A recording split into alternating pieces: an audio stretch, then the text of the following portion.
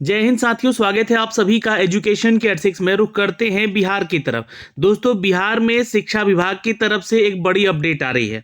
जी हां, आपने थंबनेल पे देख ही लिया होगा कि अगर आप कहीं प्रदर्शन करने को गए इस मामले को लेकर, खासकर बीपीएससी टीआरई 2 को लेकर, क्योंकि आपको पता है कि टीचर रिक्रूटमेंट का ये दूसरा चरण चल रहा है।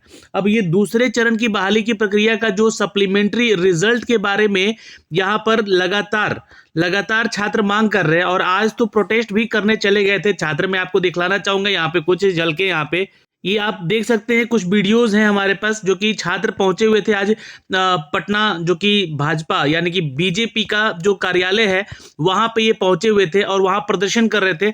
और खासकर वो मिलने गए थे, प्रदर्शन क्या कर रहे थे, वो मिलने गए हुए थे कि उनका जो है पूरक रिजल्ट वापस किया जाए। यानी कि बीजेपी कार्यालय में जाके वो जो है वहां पे प्रदर्शन कर रहे थे कि सर हमारा जो है यहाँ पर पूरक रिजल्ट दिया जाए।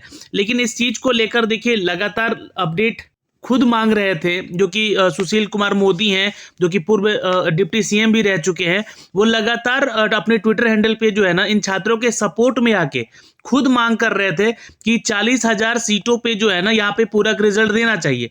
लेकिन अब जैसी सरकार में आते ही इनके जो है वो बदल गए। मतलब कि इन्होंने कुछ सुना भी नहीं बीजेपी कार्यालय में। वैसे तो यहाँ पे किसी ने कोई रिप्लाई नहीं किया, लेकिन रिप्लाई आया कहाँ से, तो शिक्षा विभाग से आया है रिप्लाई। अब रिप्लाई क्या आया मैं आपको दिखलाऊंगा। और इनका जो काम है ना, सुशील कुमार मोदी जी का जो काम है यहाँ पे, वो सिर्फ और सिर्फ अपने विपक्षी दल के नेता के ऊपर तंज कसना है। ठीक है, ये देख सकते हैं आप लोग, रोज न्यूज़पेपर पढ़ते होंगे। सिर्फ और सिर्फ इनका इतना ही काम है कि छात्र का जब अब ये सुनने को समय आया है, छात्र के बारे में छात्र के साथ खड़े होकर बात कर रहे थे ये लोग, वो तब की तब नहीं, लेकिन अब यहाँ पर जो है सिर्फ और सिर्फ यहाँ पे सिर्फ जुमलेबाजी हो रही थी। यानी कि वो अपने विपक्ष को ही गिराना चाहते थे, जो कि उन्होंने कर दिया। आप खुद देखिएगा यहाँ पर कि इनका जो कुछ ट्वीट है, जो कि मैं आपको दिखलाना भी चाह रहा हूँ कि 10 लाख नौकरी का जो है 17 महीनों के वादा नहीं पूरा कर सके। अरे आप छात्रों के हित में सोच ही नहीं रहे, आप कैसे पूरा करेंगे? उन्होंने तो कुछ करके भी दिखाया कि चलो आगे से वो अगर आएंगे सरकार में तो कुछ ना कुछ तो करेंगे ही करेंगे। लेकिन आप सिर्फ और सिर्फ उनके ऊपर कटाक्ष कर रहे हैं। और जब छात्र आपके पास जा रहे हैं उन आपसे मिलने, तो आप उनसे मिल भी नहीं रहे हैं। और चूंकि आपको लगातार आपको बता दें छात्रों को कि तीसरे चरण की बहाली की प्रक्रिया का जो है पूरा प्रक्रिया अब तैयार हो चुका है। एसीएस केट के पाठक सर जो है यहाँ पे इसकी तैयारी में जो है आयोग को पूरा का पूरा जो है आदेश दे चुके हैं कि जल्द से जल्द इसकी तैयारी कीजिए। जैसा कि न्यूज़ अपडेट आ रहे हैं लगातार, है ना। अब कितने पदों की वैकेंसी आएगी, मैंने सुबह एक वीडियो बना के आपको अपडेट भी किया हुआ है, उस वीडियो को देखिएगा।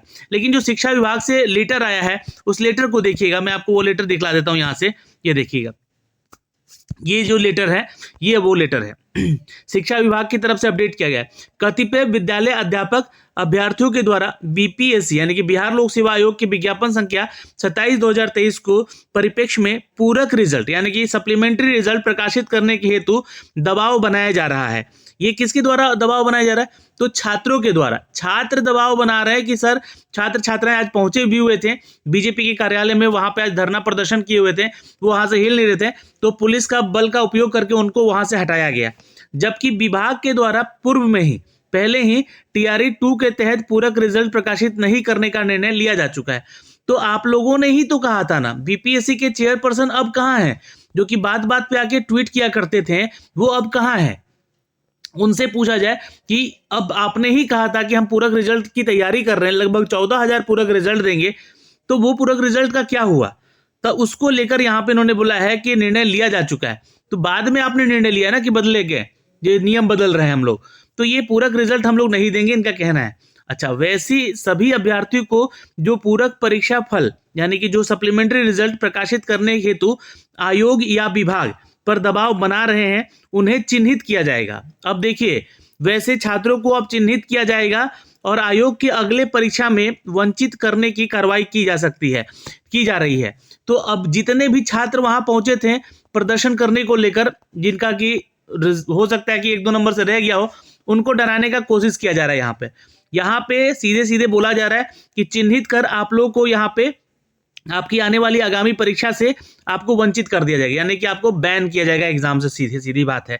अतः सभी अभ्यर्थियों को निर्देश दिया जाता है कि सप्लीमेंट्री रिजल्ट प्रकाशित करने हेतु विभाग या आयोग पर किसी तरह का दबाव बनाने का प्रयास नहीं करें।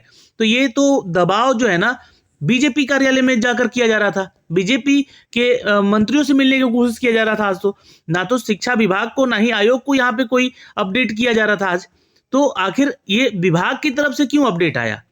मंत्रीगण खुद आके मिल सकते थे, खुद आकर यहाँ पे बात कर सकते थे, क्योंकि वो जनता के यहाँ पर अगर देखें तो जनता के नौकर हैं वो, उनको मिलना चाहिए उन छात्रों से, जो छात्र उनसे मिलने वहां गए थे।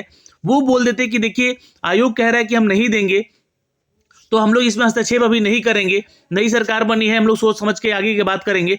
लेकिन उन्होंने ये मामला भेज दिया सीधे शिक्षा विभाग में, और शिक्षा विभाग वाले उठे और ये सीधे सीधे यहाँ पे धमकी भरा लेटर दे दिया गया है कि एग्जाम में आपको बैन किया जा रहा है। वहाँ पे जो पहुंचे थे छात्र, शिक्षक, अभ्यर्थी, उनको चिन्हित कर लिया गया है, तो उनको बैन किया जाएगा।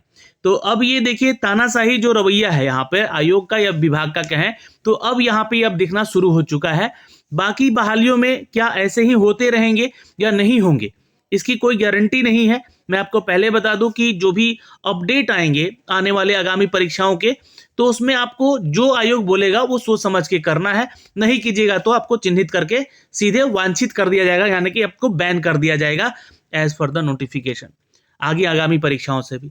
तो ये कोई मतलब तुक नहीं हुआ, ये कोई तरीका नहीं हुआ कि नौकरी देने का, ये तो कोई तरीका नहीं हुआ। आप लोगों ने खुद ही बोला था कि टीआरई का 2 का हम लोग सप्लीमेंट्री रिजल्ट तैयार कर रहे हैं, बाद में आप लोग को मना कर देते हैं।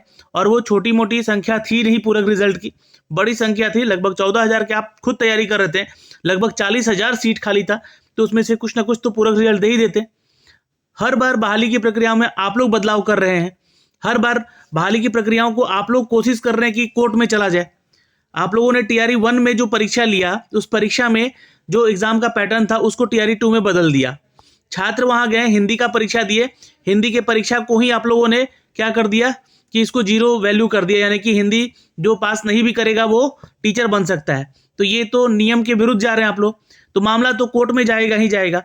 तो भले आप चिन्हित करें चाहे कुछ भी करें, यहाँ पर ये जो छात्र हैं अपनी मनमानी से तो हार नहीं आपकी मनमानी से तो हार नहीं मानेंगे। तो ये एक छोटा सा अपडेट आया था जो कि हम अब तक साझा कर रहे थे इस वीडियो के माध्यम से। पर ये जो भी हुआ आज के सिनारियो में गलत हुआ है। ये छात्र शिक्षा विभाग नहीं गए थे आज, और ना ही ये आयोग गए थे, ये गए थे अपने मंत्री से मिलने, जो कि अभी भारतीय जनता पार्टी के इन्होंने जो इनका कार्यालय था वहाँ पे ये लोग जाकर मिलने की कोशिश किए थे। वहाँ से कोई जवाब नहीं आया, लेकिन जवाब उल्टा आ गया यहाँ से शिक्षा विभाग से कि आपको चिन्हित किया जा रहा है, जो आप ऐसे दबाव बना रहे हैं लगातार, आप लोगों को मना कर चुके हैं हम लोग कि नहीं देंगे सप्लीमेंट्री रिजल्ट, तो नहीं देंगे। तो अब तो ये साफ हो गया है। अब जो छात्र के ऊपर बीत रही है तो छात्र ही समझ सकते हैं, छात्र ही अपने हित में सोचकर या तो उच्च न्यायालय का रास्ता देख सकते हैं या तो फिर अगली परीक्षा की तैयारी में लग सकते हैं। चलिए, तो अभी के लिए फिलहाल इस वीडियो में इतना ही, फिर मिलेंगे अगली वीडियो में। जय हिंद।